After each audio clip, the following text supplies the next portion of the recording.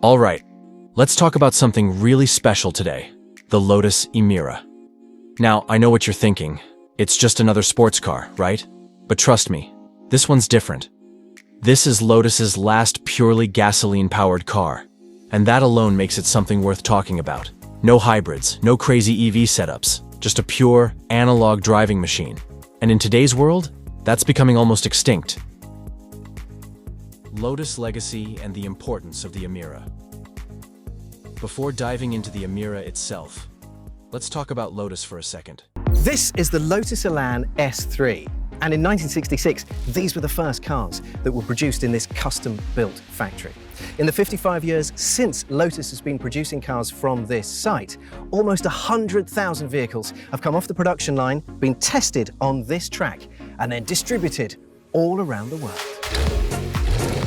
Cars which are today considered classics: the Elan, the Esprit, the Elise, and the Evora. After 5 decades, it would be easy to assume that the heyday of this site is over. But you'd be wrong, because the best days are ahead. Design and exterior, a true head-turner. Now let's get into the design because, just look at it. The Emira is flat-out gorgeous. It pulls a lot of inspiration from Lotus's Evija hypercar, but brings it down to a more approachable level. The front end is sleek and aggressive, with those sharp LED headlights that give it a sort of exotic, almost supercar-like vibe. The side profile? Man, it's clean. You've got these bold lines flowing towards the massive air intakes feeding the mid-mounted engine. And the rear, chef's kiss. The thin LED taillights stretch across the back, and that integrated spoiler gives it just enough attitude without being over the top. Oh, and color options. This thing comes alive in bright shades like Seneca Blue or Hethel Yellow, but even in a simple Nimbus Gray, it looks classy. It's one of those cars that makes you turn around for one last look when you park it. And if you've ever owned a car like that, you know exactly what I mean. Interior, a big step up for Lotus. Now stepping inside the Emira, and this is where Lotus really stepped up their game. If you've ever sat in an Elise or XCJ, you know interiors weren't exactly their strong suit. But with the Emira, it feels like a proper modern sports car. You get these beautifully sculpted Alcantara or leather seats that hold you in place, but are still comfortable enough for longer drives. The steering wheel is perfectly shaped, flat-bottomed, leather-wrapped, and it feels great in your hands.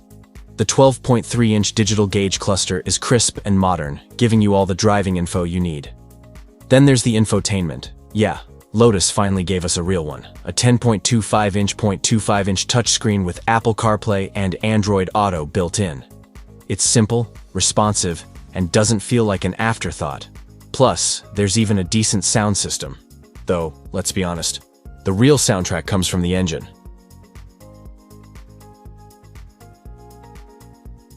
Performance and driving experience. The last of its kind. Driving it yet?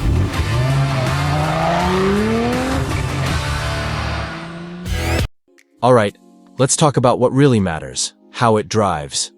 The Emira comes with 2 engine options. You've got the AMG-sourced 2.0-liter turbocharged inline-4, pushing out around 360 horsepower, paired with a quick-shifting dual clutch. But the one that really gets me excited? The 3.5-liter supercharged V6 from Toyota, good for 400 horsepower. And the best part? You can get it with a manual transmission. Now, I know 400 horsepower isn't mind-blowing these days, but that's not the point. The Emira is all about feel. The hydraulic steering gives you insane feedback. You feel every bump, every groove in the road. And that makes driving it so much more engaging. The throttle response? Immediate. The clutch? It's got a nice weight to it. Not too heavy, not too light. Shifting through the gears feels mechanical and satisfying, like you're really involved in the process. It's the kind of car that makes you want to drive for no reason, just for the fun of it. A lot of grip in these high-speed, mid-speed corners. It gives you confidence to push the car a little bit harder. It just holds the road so well. Just puts a big smile on your face. lot of people talk about power to weight, and the reason why they have to add so much horsepower is because the car's so heavy. With the Lotus, it's super light. You don't need 800 horsepower, and you wouldn't want it either. It would be undrivable. Sound and emotion, music to the ears, and the sound. Oh man. This engine just roars. It sounds wonderful. The V6 in this thing sounds incredible. There's this deep, throaty growl mixed with that signature supercharger whine as you climb through the revs. It's pure music. And when you hit a tunnel, yeah, you're downshifting just to hear it sing. In a world where so many sports cars are going quiet with turbochargers and EVs, the Emira brings back that raw mechanical soundtrack that's becoming harder to find. Practicality. Can you daily it? Now, can you daily the Emira? Well, yeah, kind of. For a mid-engine sports car, it's actually pretty usable. Well, totally. Behind the seats, you can put a couple of cabin bags if you're going on a trip. We've got storage in the doors. We've got twin storage in the center console above and below the main line. We also have an armrest with storage in there. And then we have the classic glove box as well. So it really is something that you can use every day. Somewhere to put your phone, somewhere to put your sunglasses, etc. Competition. How does it stack up?